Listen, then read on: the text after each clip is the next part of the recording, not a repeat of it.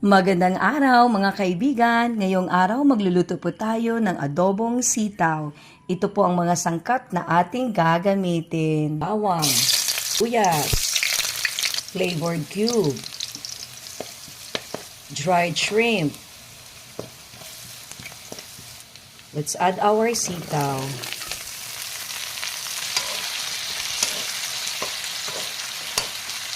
We can also add squid balls.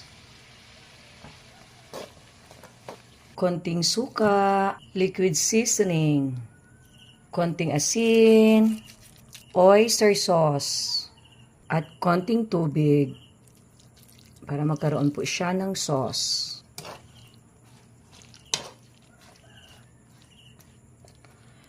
Let it boil lang po for a few minutes. Kaibigan, kumukulo na po siya.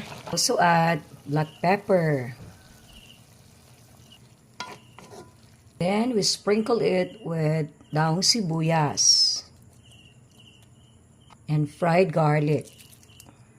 And po mga kaibigan, luto na po ang ating adobong sitaw. Let's enjoy eating! Magandang araw mga kaibigan. Ngayong araw magluluto po tayo ng adobong sitaw. Ito po ang mga sangkap na ating gagamitin. Bawang, sibuyas, flavored cube, dried shrimp. Let's add our sitaw.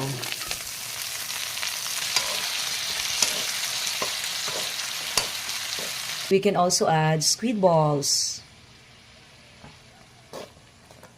Konting suka, liquid seasoning, konting asin, oyster sauce, at konting tubig para magkaroon po siya ng sauce.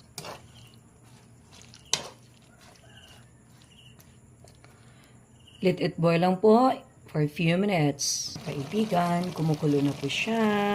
Also add black pepper. Then we sprinkle it with daong sibuyas and fried garlic. And po mga kaibigan, luto na po ang ating adobong sitaw. Let's enjoy eating!